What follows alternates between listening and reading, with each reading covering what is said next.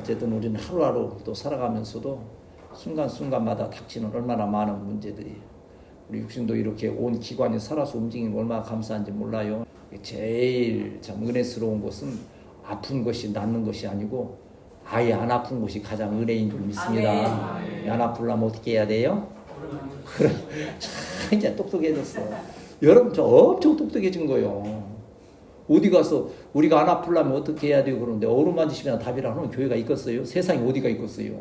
근데 우리는 그냥 이구동성으로 어루만지시며, 참 비과학적이네.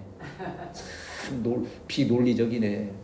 그러나 하나님은 과학과 논리를 뛰어넘으셔서 역사하실 때에 우리로서는 상상할 수 없는 문제들의 해결과 더불어 육신의 질병까지도 치유하시는 그 은혜로 함께 하심을 믿습니다. 우리 한번 주님의 어루만지심을 사모합시다. 주여!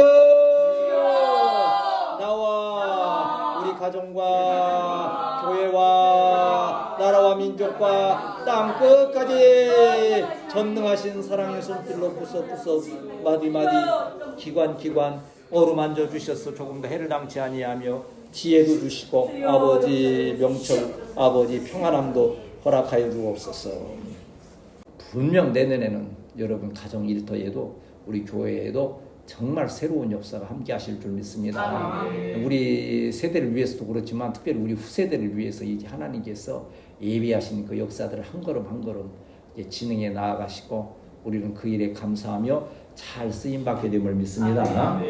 그런 의미를 담아서 오늘 읽은 이 시편, 이 신명기 34장도 보면 이 제목을 저는 아름다운 세대 교체 그랬어요. 세대가 교체되는 모습이 나오거든요. 누구에게서 누구에게로 넘어갑니까? 모세에게서 여호수아에게로 넘어가는데, 세대 교체를 하려면 진통이 있고 갈등이 있고 오해가 있고 그러잖아요. 그런데 그걸 사람이 억지로 세대 교체를 시키면 문제가 생겨요. 나는 못 가겠다. 한쪽에서는 나가라. 못 가겠다 하다 보면 시끄러운데, 여기 지금 오늘 읽은 이 신명기 34장 말씀에 보면 하나님께서 아주 자연스럽게 은혜스럽게 세대를 교체시키는 거예요. 근데 이제 이 말씀을 저는 이제 오늘 수요 저녁 예배 이제 말씀 전하고 나면 이제 늦어도 내일까지는 또 다음 주 수요일 말씀을 이제 이렇게 본문을 정해놓고 한단 말이죠. 세대 교체로 정하면서 저는 의미가 이제 우리 청년들이 있고 또 이강 목사님 또 사역도 이렇게 좀 생각하면서 그러한 부분을 한번 세대 교체가 은혜 중에 이루어지기를 사모하면서 이렇게 했는데, 엊그제 참 재미있는 일이 일어났어요. 세대 교체를 안 할래 안 할 수 없는 그러한 것을 느끼게 하는. 이강 목사님 월요일 와서 같이 식사하고 이제 하는데 그 식당 마당에 그 잔디가 있고 배드민턴 채를 놓았더라고요. 정식으로 뭐 이렇게 네트가 있고 하는 거 아닌데 그냥 잔디밭에 놨어요. 그러니까 이제 식사도 했겠다. 좀 배도 부르고 하니까 좀 운동을 해야 될 필요가 있는데 딱 거기 있는 거예요. 제 마음이 배드민턴을 잡는 순간 마음이 몇 살? 나이가 몇 살로 돌아갔겠어요? 20대, 그렇지. 20대 정도, 한 30대만 해도 괜찮겠죠. 그대로 딱 돌아갔지. 그리고 분명히 우리 이강용 목사님 저하고 장단점을 말한다면 공부는 이강용 목사님이 저보다 훨씬 잘했는데 그래도 운동은 내가 잘했던 것 같아. 좀 선수고 하니까 자신감이 있는 거예요. 설마 내가 이강용 목사님을 못 이기겠는가. 거기 뭐 네트도 없고 시합할 것도 없어. 잘 치면 되는 거예요. 근데 초본지 이제 오래되긴 했어도 감각이 있지. 그래도 그래 이제 이강용 목사님이 탁 쳐주는데 나 깜짝 놀랐어요. 그게 라켓에 그 셔틀코크가 안 맞아. 비껴가. 그 희한하대. 안경이 이게 지금 안 좋아서 안경을 갈아야 되는지 어째야 되는지. 그래 이제 집중을 해서 두 번째는 두 번째 또 안 맞아. 이게 헛것을 치는 거요. 야, 이거 참 뜻대로 안 되는 게. 그렇구나. 그래도 지는 죽을 수 없잖아요. 그래 다시 한번 기합을 넣듯이 딱 한번 하고 있었는데, 이번에는 이강용 목사님 깜짝 놀래게 한번 내가 스매싱을 한번 해야 되겠다 해가지고서는 딱 하더라고요. 이 스매싱을 분명히 했는데 나가 떨어지는 것은 내가 나가 떨어져 버린 거예요. 그냥. 그 잔디밭이었으니까 다행이었지. 그리고 그 배드민턴 놓은 그걸 보니까 큰 바위 덩어리 거기다 이렇게 놓은 거예요. 이 방구사님이 잘 못 봐서 넘어지는 장면을 이강무사님이 놀래가지고 아니 그걸 막 힘있게 내두르는데 라켓은 엉뚱한 가고 몸은 비 돌아서 바닥에 절푸덕 떨어졌는데 그 창피해서 말도 못하고 그냥 그래서 펄떡 일어나서 툭툭 털고 막 이쪽 보니까 잔디 묻어서 막 그냥 이거 완전히 거지꼴이 다 돼가지고 탁탁 털고 그래서 이제 정신을 차려서 이제 했는데 약간 또 어르신 말씀대로 삭신이 좀 쑤시는 거예요. 이제 말은 못하고 방목사님 앞에서 또 얘기하면 자존심 있잖아요. 그래서 근데 괜찮아. 뭐 다친 곳은 없어요. 그래도 감사하잖아요. 만일 뺑 돌면서 그 바위돌이나 갔다가 머리나 쳐박았으면 완전히 또 119 부르고 또 난리 나지 않겠어요. 그러면서 느껴지는 것이 사람 별것 없구나. 어쩔 수 없구나. 나이 들어가니까. 제가 이제 70세 넘으니까 그래도 안심이 되는 건요. 저희 형님도 70세에 희한하게 그 무렵에 이제 소천해서 천국 가셨잖아요. 저희 아버님도 건강 관리를 얼마나 잘했는지 몰라요. 인간적으로 말하면. 70세도 있었을 때요. 가기만 하면 자랑을 하시는 거예요. 내가 오늘 어디 학교 테니스장 가서 테니스를 했는데 30대 젊은 애들이 내 앞에서 그냥 헉헉거리고 그냥 뭐 정신을 못 차릴 정도로 했다가 막 얼마나 자랑을 하시는지. 아니야 건강이 뭐 있어요. 뭐 몸매도 날씬하고 했는데 근데 그 70세 무렵에 딱 풍을 맞으신 거예요. 중풍을. 그러고 나니까는 뭐 아무 못 오는 거예요. 그냥 자원에 한 10여 년을 배지밀만 마시고 살았어요. 이게 위가 이쪽이 마비가 와가지고서 보면 참 아무리 오늘 내가 건강하고 오늘 뭐가 형통하다 자랑할지라도 하나님께서 허락지 아니하시면.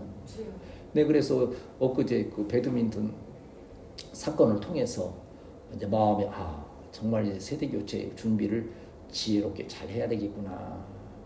근데 이제 말로는 이강무사한테 기안 죽으려고 전화를 그랬지요. 사실은 내가 넘어진 게 그냥 넘어진 게 아니야. 한번 덤블링을 딱 하려는데 그게 잘못돼서 그냥 넘어진 거지. 나는 한 바퀴 반 정도 딱 돌라 그랬었거든. 나 오늘부터 저 네트 사고 라켓도 새로 사서 연습 막 할 거야.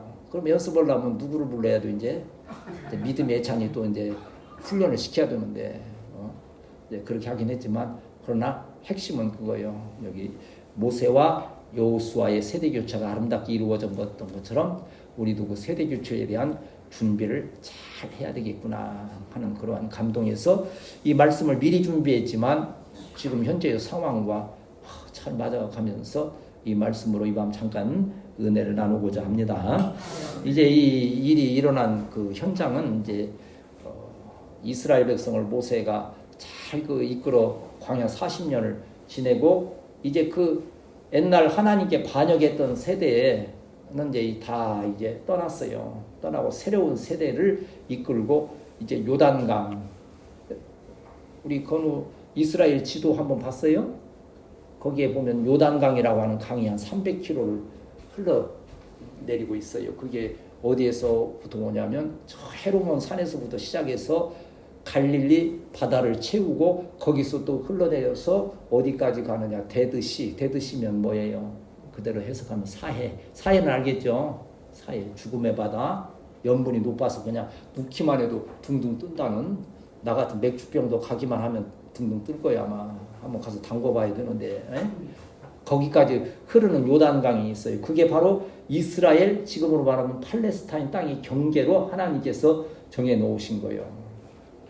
근데 이쪽은 이제 동편이고 이 아시아 쪽으로 해서 이쪽이 동편이 되는 거예요. 그리고 지중해 있는 유럽 쪽이 서편이 되는 거예요.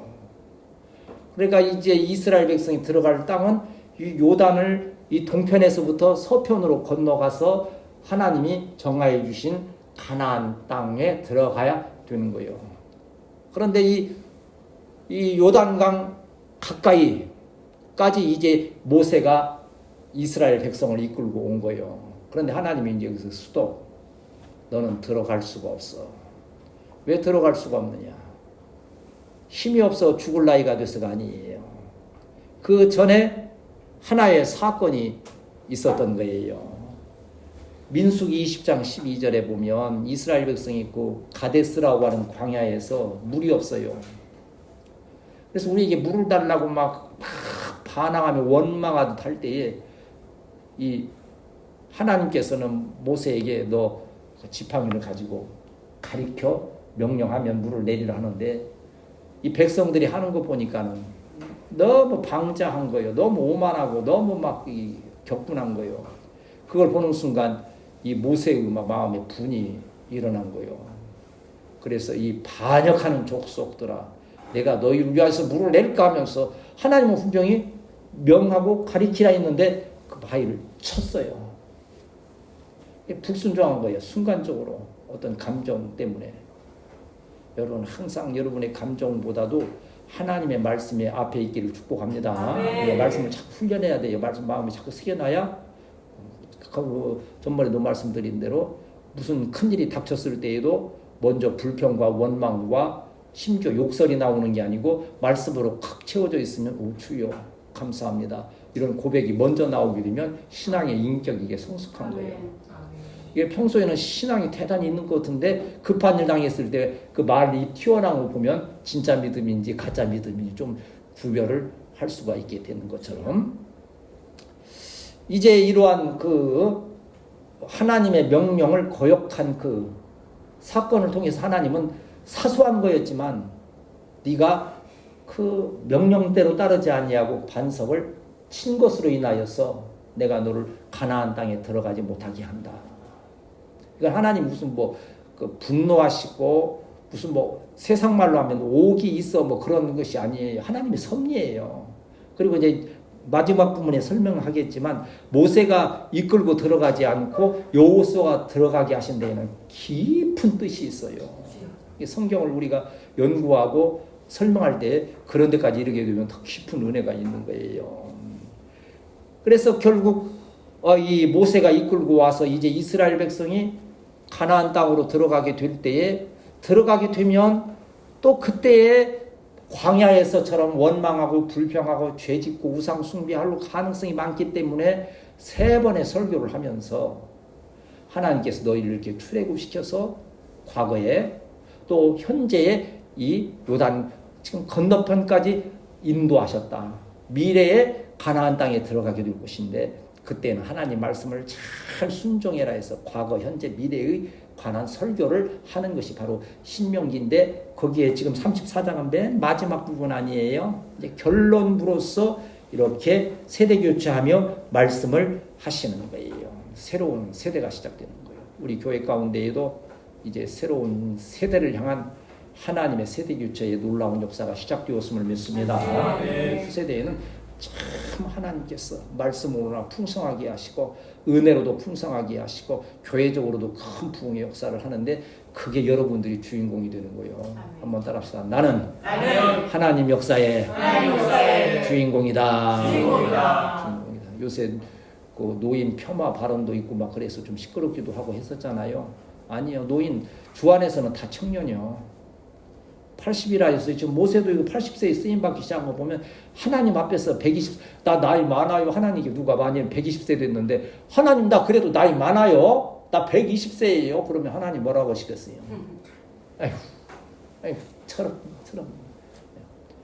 하나님께서 원하시고 우리가 믿음으로 잘 순종하게 되면 늦은 나이가 없이 언제든지 귀히 쓰임받게 됨을 믿습니다. 그 바탕을 우리 우대원 집사님, 이화 집사님 세대에서 잘 준비를 하는 거예요. 그게 큰 사명인 거예요. 또 그러하도록 주의 종들은 기도하면서 여러분들을 잘 양육해야 되고요. 이러한 말씀을 마음에 이제 기초로 세우면서 한번 같이 말씀을 나누도록 하겠습니다. 오늘 좀 빨리 또 진행합시다. 1절에서 4절을 한번 읽고 말씀 나눕시다. 시작. 모세가 모압 평지에서 여호와께서 길라 땅을 가나까지 보이시고 또 온 납달리와 땅과 네겝과 동해안에서 여러 골짜기 평지의 수알까지 보이시고 여호와께서 그에게 주시되 내가 아브라함과 이삭과 야곱에게 맹세하여 그의 후손에게 주리한 땅이라는 내가 내 안을 보내건과 여기 보면 모세가 어디 모압 평지에서 어디에 무슨 산에 올라갔다 그랬어요? 느보산이라고 하는 산으로 올려 보내셨는데, 보내셔서 이제 땅을 보이시게 하는데, 여기 보면 여러 가지 지명이 나오지요. 그 지명을 다 설명할 필요는 없어요. 여기에서 핵심은 무엇인고 하니, 여러분 이스라엘 지금 땅, 그 팔레스타인 땅이 크기가 얼마나 된다 그래? 여러분 혹시 들었어요? 상식적으로 어느 정도 크기 된다 그랬어요? 응? 지금 우리나라 강원도 정도 땅밖에 사실은 면적이 그렇게 크진 않아요. 그럼에도 불구하고 여러분, 제가 한번 그러면 설악산에 혹시 올라간다 그러면 강원도 전체를 다 볼 수 있죠? 못 봐요. 다 볼 수가 없지. 그런데 지금 여기 말씀해 보면, 이게 아까 말씀드린 요단강 동편 쪽에 있는 그 느보산에 이 모세가 올라가게 함으로써 바라보게 하시는데, 여기 나오는 지명은 이스라엘 땅의 동서남북 전체를 다 바라보라 하시는 거예요. 근데 이 사람의 눈으로는 그게 다 보입니까? 안 보입니까? 안 보이는데 보라 하시는 뜻은 뭘로 보라는 거예요? 믿음의 눈, 영의 눈으로 보라는 뜻인 거예요. 우리가 진안동에 앉아있지만, 특별히 우리 청년들은 진안동에 앉아서 지금 으뜸교회에 있으니까 여기만 으뜸교회만 보고 너 보이는 것 할 때에는 이것만 생각하면 안 된다는 거예요. 여러분 어디를 봐야 돼요? 하나님이 주신 모든 땅, 5대양 6대주 온 땅을 바라보는 그러한 믿음의 이 눈을 가지고, 그러한 소망 중에 하나님의 말씀을 듣는 우리 귀한 성도들이 되어야 할 줄 믿습니다. 자욱한 마음에 품고 소망을 가지고 있으면, 그리고 그 소망을 잃지 아니하면 언젠가 하나님께서 이루어 주시잖아요. 우리 좀 성도들한테는 같이 못 가서 좀 미안하긴 하지만 내후년에 간다 했으니까 올해 우리 제주도 가리라고 뭐 꿈에도 생각했겠어요. 그래도 가야 된다는 말은 수도 없이 했거든. 가야지. 근데 형편이 안 돼서 안 가. 이래서 안 가. 저래서 안 가. 했는데, 그래도 그 간다는 말을 계속 반복하는 동안에 하나님께서 그 일을 이끌어 이루시는 것을 보면 마음의 소망을 잃지 아니하고, 하나님이 이 모세에게 바라보라는 것은 그 땅을 왜 바라보라 그러셨겠어요? 약속한 땅이요. 그 땅을 두시리라고 하는 그 비전을 허락하시는 거예요. 그래서 우리가 후세대를 얘기하는 것도 그 비전이 어떻게 보면 지금 눈에 안 보이잖아요. 손에 잡히는 거 없어도 하나님께서 우리에게 믿음의 눈으로 바라보게 하시고 영의 눈으로 바라보게 하심으로써 우리 후세대를 통하여 때가 이르면 하나님께서 넉넉히 이루어 주심을 믿습니다. 그런데 그러시면서 참 모세는요, 여러분 인간적으로 생각해 봅시다. 그 느보산에 올라가서 하나님께서 너 여기 동서남북을 다 땅 끝까지 바라보라 할 때 이 모세의 마음이 가나안 땅에 들어가고 싶겠어요? 안 들어가고 싶겠어요? 얼마나 들어가고 싶겠어요? 얼마나. 근데 하나님은 어찌 보면 너무 비정할 정도로 탁 잘라 말씀하잖아요. 4절에 보니까 너는 그렇게 보게 하였거니와 너는 그리로 건너가지 못하리라. 분노스러울 수 있는 거고, 서운할 수 있는 거고, 원망스러울 수 있는 거고. 아이 차라리 안 보여주고 너 못 간다 그러면 좀 오히려 낫지. 다 보여주고 나서 응? 들어가지 말라는 거. 그러나 모세는 알아요. 이것이 하나님의 뜻이라고 하는 거. 하나님의 뜻이 내 뜻과 맞지 않을 때 누구의 뜻이 앞서야 돼요? 하나님의 뜻을 잘 앞서요. 그래서 여러분 말씀을 귀 기울여 잘 들어야 되는 게 그거예요. 여러분 생각이 많잖아요. 때때로 뭔 일이 있을 때. 그것이 만약 하나님의 말씀과 충돌이 된다 할 때, 맞지 않냐 한다 할 때 어떻게 할 거냐 이거예요. 여기에서 우리가 말씀을 잘 상고하고 말씀을 가슴에 품고 있으면 하나님의 말씀을 앞세울 수 있다는 거예요. 여러분 하나님의 말씀에 대한 지식이 있고 지혜가 있게 되시기를 축복합니다. 하나님은 모든 것을 주권으로 삼으시는데, 다니엘서 4장 보면 이 느부갓네살 왕에 대한 얘기가 계속, 지난주에도 그 얘기했을 거예요. 하나님께서 느부갓네살 교만할 때 뇌 신경 하나 치니까 짐승처럼 돼서 해서, 그러다가 하나님 말씀에 7년이 지난 뒤에 제정신이 돌아오니까, 야, 왕이 되는 것도 하나님의 뜻이고 왕을 내리게 하는 것도 하나님의 뜻이구나. 내가 다시 정신이 돌아와 다시 그 바벨론을 다스리게 되는 거 하나님의 역사구나 하면서 고백한 것이 37절에 보면 이리 말씀해요. 나 느부갓네살은 하늘의 왕을 찬양하며 칭송하며 경배하노니 그의 일이 다 진실하고 그의 행하심이 의로우심으로 교만하게 행하는 자를 그가 능히 낮추심이라. 한번 따라합시다. 하나님은 교만하게 행하는 자를 낮추시고 겸손히 행하는 자를 높여주신다. 사람 앞에서는 자신 있게 뭐 좀 자랑하는 일이 있을지라도 하나님 앞에서는 겸손한 우리 성도들, 우리 청년들이 되어야 할 줄 믿습니다.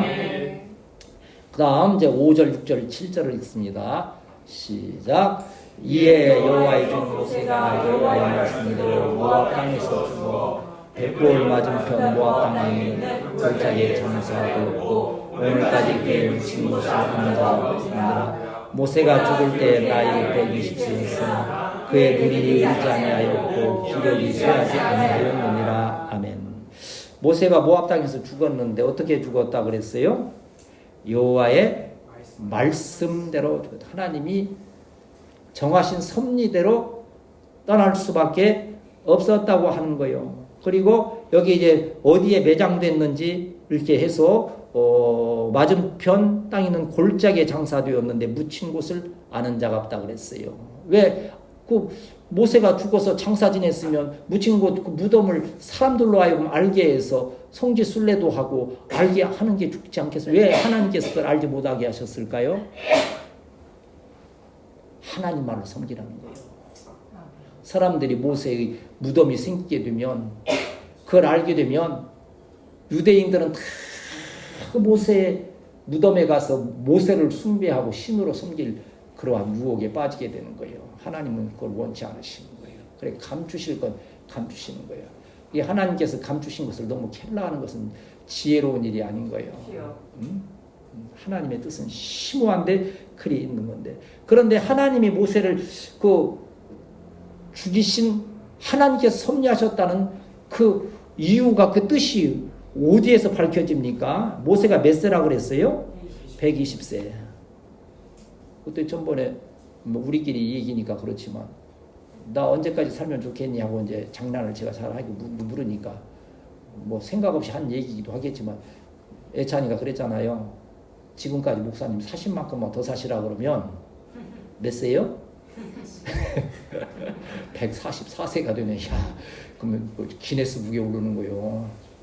기네스에서 북에서 뭐 상금도 줄지도 모르겠어요. 근데 아무리 머리를 쥐어짜고 저거 해도 그렇게까지는 못 갈 것 같아요.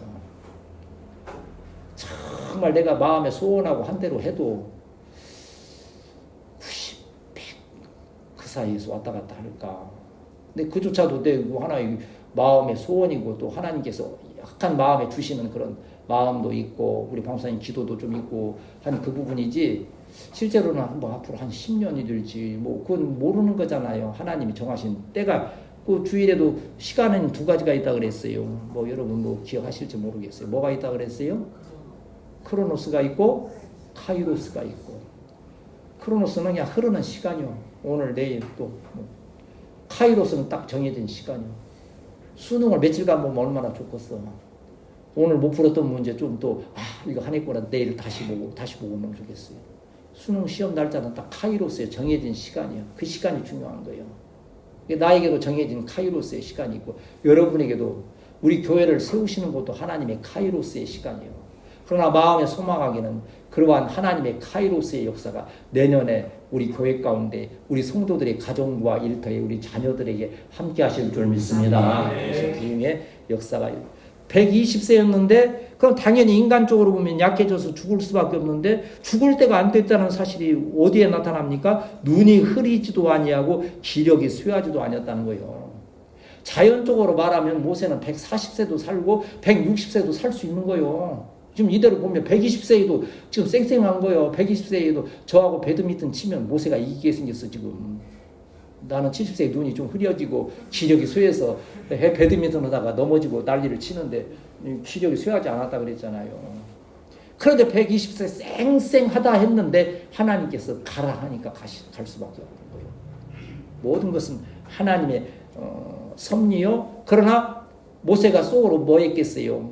아주 나 쌩쌩하고 기운도 있고 눈도 흐리지 않은데 나 죽는 거 억울해요 그랬겠어요?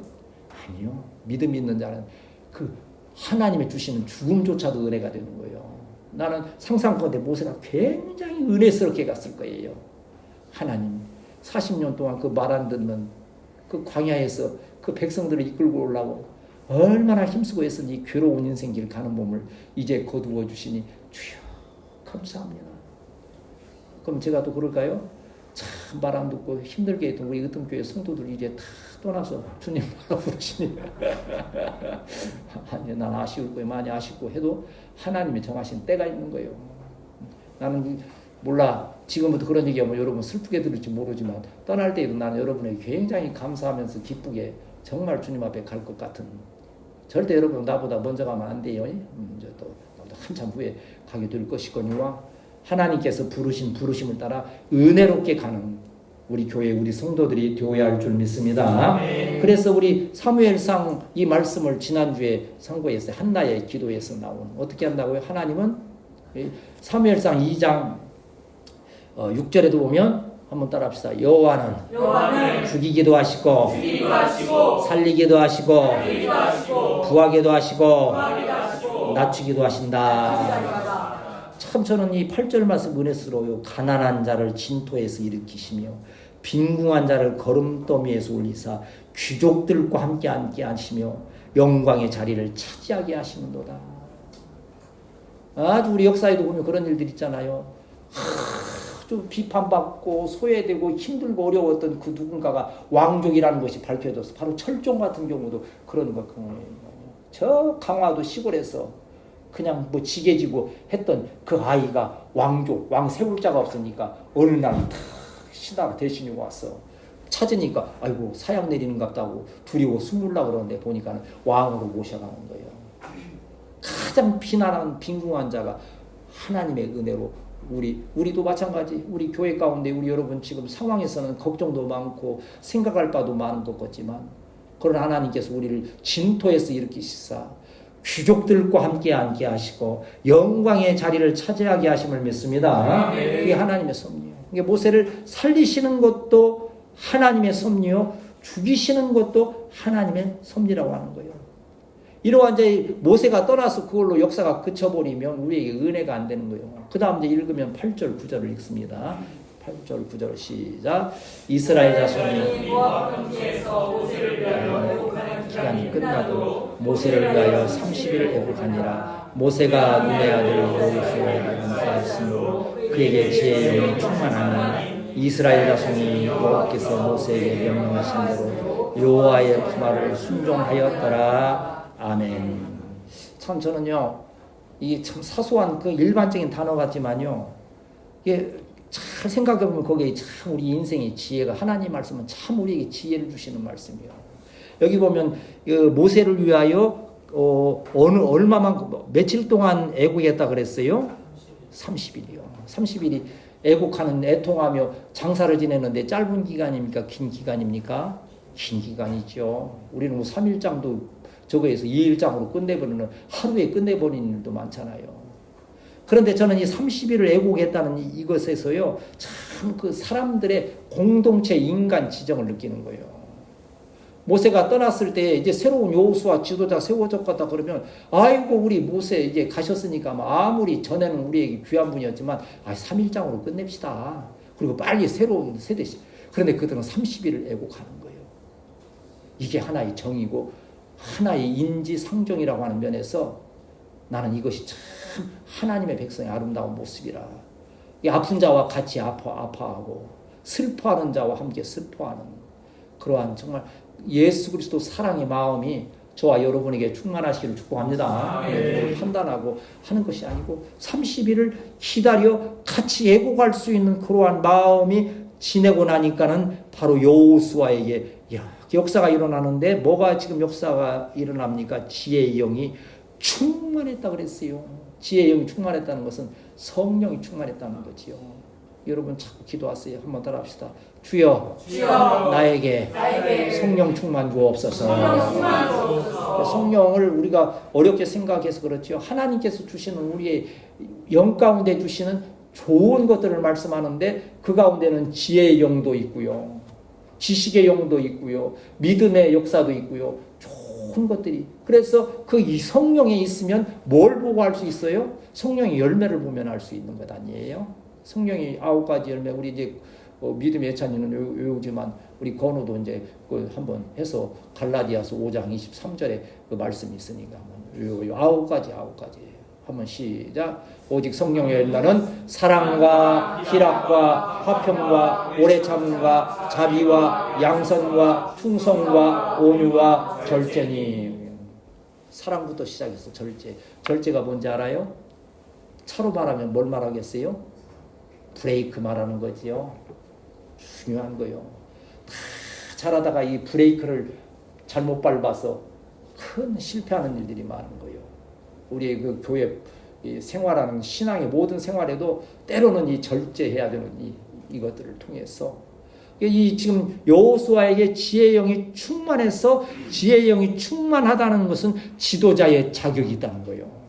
여러분이 하나님의 일을 하는 참된 지도자가 되기를 원할진데 이 성령 지혜의 영이 충만하시기를 축복합니다.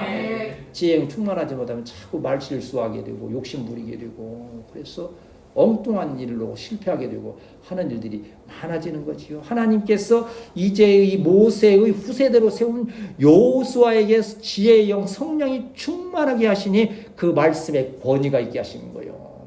그래서 보면 여호수아의 말을 순종하였더라. 백성이 들을 때 마음이 감동이 되는 거예요.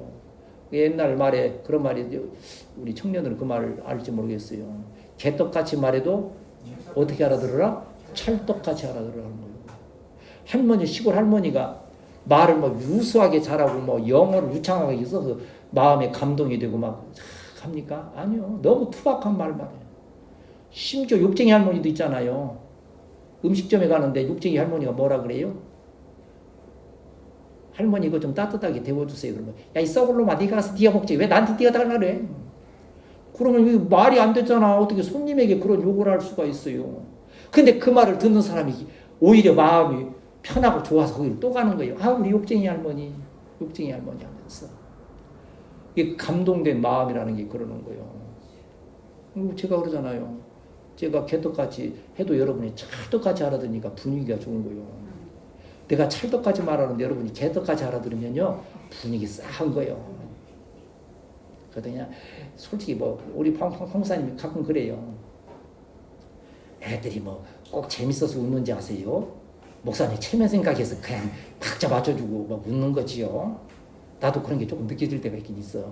네가 억지로 좀 웃기는데 목사님 좋으라고 하는구나 하는 때도 있는데 그래도 왜 그러지? 철딱서니 없이 자꾸 말이 나오고 정이 있어서 그런가 봐. 어쨌든 하나님께서는 그 새로운 세대를 맞는 여호수아에게 지혜의 영 성령을 충만히 주셔서 능히 그 민족을 이끌고 나아갈 만한 권세와 권능을 주셨음을 믿습니다. 그럼 우리도 주의를 할 텐데 그 지혜의 영을 받아야 되는 거예요. 그래서 사도행전 1장 8절에 뭐라 말씀하면 그도 나가서 복음 전해서 열매를 거두는데 그 능력이 어디에 있느냐? 1장 8절 사도행전 1장 8절 시작. 오직 성령이 너희에게 임하시면 너희가 권능을 받고 예루살렘과 온 유대와 사마리아와 땅끝까지 이르러 내 증인이 되리라 하시니라. 여기 권능 받고 권능이 뭐예요? 디나미스, 다이나마이트 같은 그러한 능력은 오직 성령이 임하시면. 어디에서 성령이 임했어요? 마가의 오순절 다락방에 성령이 불의 혀같이. 이 밤도 여러분 기도할 때 불의 혀 같은 것이 여러분 머리에 성령으로 임하셔서 권능을 받고 힘있게 주의 사역 감당하고 정말 하나님께서 쓰시는 위대한 자녀들이 되시기를 축복합니다. 그게 축복인 거예요. 축복을 아멘 할 때 그 축복이 함께 하시는 거지요.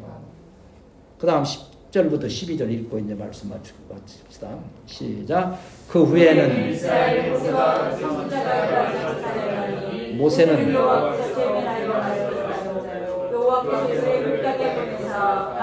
모든 신하와 그의 모든 기사와 모든 큰 권능과 이스라엘을 통해서 하는지.